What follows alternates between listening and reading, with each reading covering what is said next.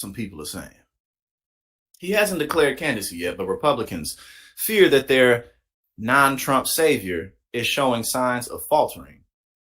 Florida Governor Ron DeSantis has taken clear, noteworthy steps to launch a presidential campaign, embarking on a well-received book tour, barnstorming early voting states, and rubbing elbows with top conservative donors. Meanwhile, allies have staffed up a super PAC to bolster his likely campaign when it is announced. But the past week has placed some doubt alongside the wild anticipation around such a bid. DeSantis has compelled to reverse course on his public skepticism about the war in Ukraine following criticism from mainstay Republicans. His poll numbers have dipped.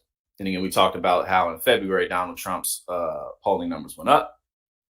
And, Ron DeSantis came out and he changed his position on Ukraine. And pretty much everywhere you look, Republicans are like they're tiptoeing into really criticizing Trump and really going after him, but then they just backpedal. Okay, so even Republicans eager to see DeSantis succeed agree that he has been put in a bind. He has. This week was a momentum speed bump for DeSantis, not only for this flat response to the Trump indictment and his Ukraine comment, but also just because Trump sucked all the wind in the room, said a New York Republican elected official who was leaning towards supporting DeSantis and was granted anonymity for fear of retribution from either candidate. And see, this is the biggest thing right here. It's like, these types of comments. Oh, sorry, my computer's being slow. These types of comments are being said, and often it's being said under anonymity. You know what I'm saying? Yeah, Jason, I mean, Ron DeSantis really is not that exuberantly popular outside of Florida. But it's really just, it's like the Republicans, keep in mind, they've been doing this since 2015. Like, this isn't new. Like, it's not like, Republicans are just now coming out and criticizing Trump. They still doing it under anonymity. So it's like, okay, well, what you really gonna do? DeSantis' defenders said he's handled Trump's legal troubles deftly, ignoring them until asked, then zinging the former president in his answer while taking a larger swing at the Democratic district attorney who is bringing the charges. Again, a larger swing at the Democratic attorney bringing the charges than he did against Donald Trump. Are Republicans truly going to differentiate themselves, or will they not? Tis the question, and tis the path to beating Donald Trump. Again, unless they find a way to get Donald Trump out of this race. Pretty much every day we just, all right, let's look into it. Let's see what we can find. And all we're seeing is more and more evidence that the Republican Party really is not truly willing to fight Donald Trump, no matter how it is anybody feels about that.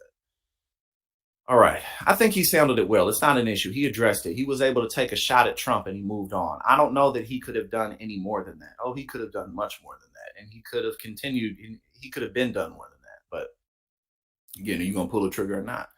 The way he's handling the potential Trump issue is fine. I think he's been clever with it. But Ukraine, he really put himself in a box, I think, said Ram Stutzman, a GOP strategist who handled communications for former Republican California Governor Arnold Schwarzenegger.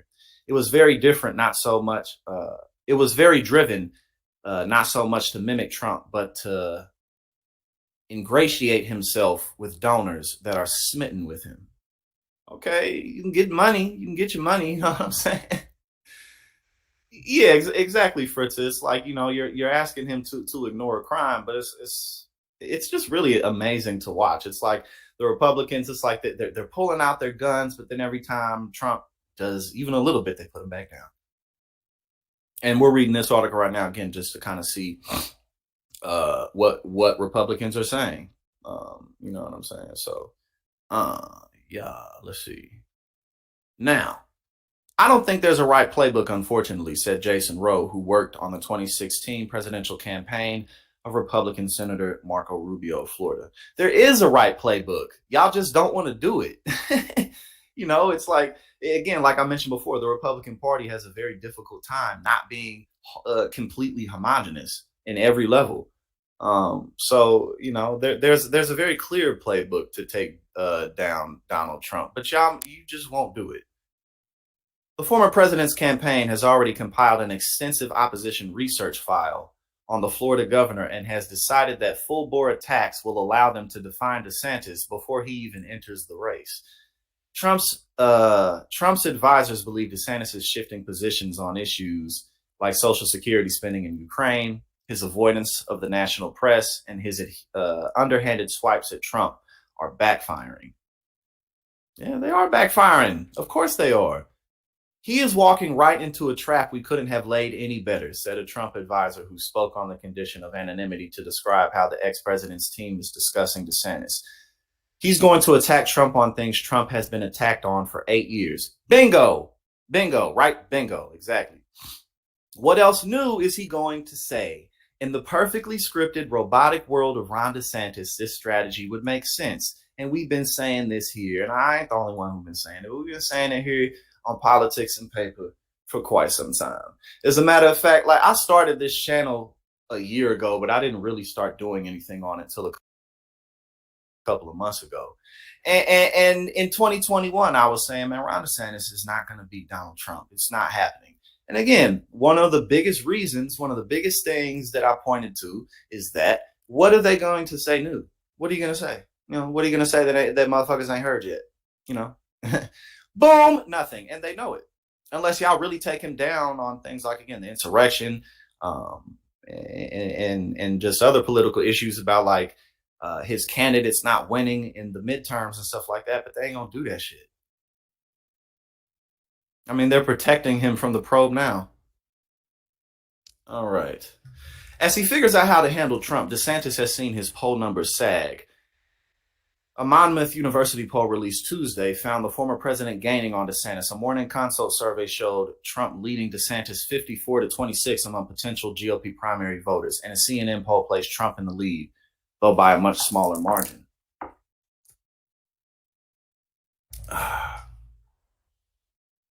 Yeah, Jason, exactly. It's like Donald Trump a couple of years ago won, what was it, over 70 million votes, right? Or something like that. Like, you know, that support didn't just evaporate, you know, so. And there we go. Boom. A couple of polls. And with last month he went up, and these are some new polls that just came out. Trump's continuing to go up, and that's mostly because he's just doing more. And it's really that simple. There are signs that DeSantis is beginning to recalibrate his approach. He snapped back at Trump in an interview with Piers Morgan set to air Thursday night, according to a preview released in Rupert Murdoch on New York Post. And he drew subtle contrast with the ex-president when asked about the nicknames and taunts. I mean, you can call me whatever you want, just as long as you also call me a winner, because that's what we've been able to do in Florida. It put a lot of points on the board and really take this state to the next level. Yeah, man, Ron really just needs to just focus on Florida, like just stay there. So, and we looked at this a couple weeks ago, so let's check this out. You wanted to decimate it and voted against it 3 times. Voted against Social Security. That's a bad one. A lot of people don't know that, but I think they've been finding out over the last 4 weeks. One of the reasons that we're zooming in the polls, perhaps. Maybe that's one, maybe it's other things too. It's really based on what we've done, I think. And on Social Security, well, we're at it. He wanted the minimum retirement age to be lifted to people that are 70 years old, a substantial increase over what it is right now. That's a big increase. And he also voted to severely cut Medicare. I will not be cutting Medicare, and I will not be cutting Social Security. We're leaving the age where it is. Again, like I asked, what is Ron DeSantis going to say about that? You know what I'm saying? Like, is he going to, I mean, he can do one of two things. He can either own up to it and stand on it and say, yeah, I do want to cut Social Security. I did vote to do that. And I do want to continue to cut Medicare. Well, that'll tank him even with Republicans. You know what I'm saying? And then not only that, okay, so that's one option, stand on it. Or you can say, yeah, I did that in the past, but now I changed my mind, which again, puts him in a tough position. Or he can just flat out lie and say, no, that's not true. I didn't do that. But then all we got to do is pull up the receipts. Yeah, and that's why I give Ron really is not in that great of a position. So again, that's okay. So here's Karl Rove. Rove, who advised Rubio when the senator had to deal with Trump's verbal bombs in 2016, suggested that DeSantis stand his ground but avoid a tit for tat with the former president. Back then, Rubio responded to Trump's Little Marco taunt with one of his own, suggestively remarking on Trump's small hands, but Rove lamented it didn't wear well. No, it didn't wear well, not because it was an attack, but because it just didn't land. You know what I'm saying? Like you gotta really be that. Like if you're not charismatic and you're not funny and you're not like witty, then you can't really fake it. You know, Trump is all of those things. He's funny.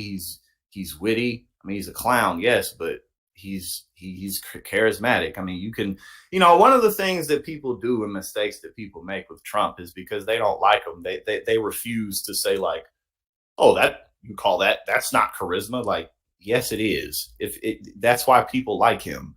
You know what I'm saying? Like, albeit all the evidence in the world is out there to suggest, that he's done what he's done in terms of ripping people off his entire life and lying every other word that comes out of his mouth. But other than that, sorry, I got a text. Yeah, people like watching Trump. People have always liked watching Trump. That's why what's it called? The show that he had. Damn, my mind is everywhere because I just got a text. I'm doing a couple things at the same time. The Apprentice. Why do you think people watch The Apprentice so much? Yeah, so yeah, Donald Trump is charismatic. He is funny. He is witty. Like, and that's why the Republican Party likes him so much. Amongst other things. So again, this is just bad, and now they're trying to tell Ron, like, don't get in a tit for tat with him. Well, if you ain't gonna get in a tit for tat with him, then don't fucking run. Okay, and this is the comment that we mentioned before. I think I'm more of an executive guy. DeSantis said, you want to be able to do things. That's part of the reason I got this job, is because we have action. We're able to make things happen. And I think that's probably what I'm best suited for. All right, so again, there we have it. They're not really really looking to really do anything about this guy. It's really amazing, because every week it's like my opinion is not changing, and I'm not trying to hold on to this opinion. It's just I'm seeing what I'm seeing. Okay, so Trump warns of death and destruction if he's charged with crimes. He's rallying up the base. You know what I'm saying? The entire establishment really don't know what to do with him. Like, the establishment hates him so much, but here he is. You know what I'm saying? Here he is. Trump warns of death and destruction if he's charged with crimes. Former President Donald Trump on Friday warned that charging him with crimes could lead to death and destruction. In a post on his Truth Social network, the former president once again attacked Manhattan District Attorney Alvin Bragg for potentially charging him with crimes due to his hush money payments to adult film star Stormy Daniels. While much of Trump's complaint about Bragg was a rehash of past complaints, he added the prospect of violence at the end of his post in an apparent effort to dissuade the Manhattan DA from filing charges. What kind of person can charge another person, in this case, a former president of the United States, who got more votes than any sitting president in history and leading candidate by far for the Republican Party nomination, with a crime, when it is known by all that no crime has been committed, and also known that potential death and destruction in such a false charge could be catastrophic for our country? Trump wrote.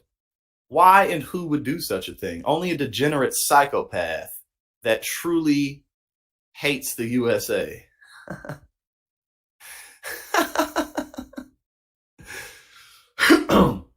This rhetoric marks an escalation from Thursday, when Trump complained about people telling his supporters to be peaceful when they protest against him potentially being arrested.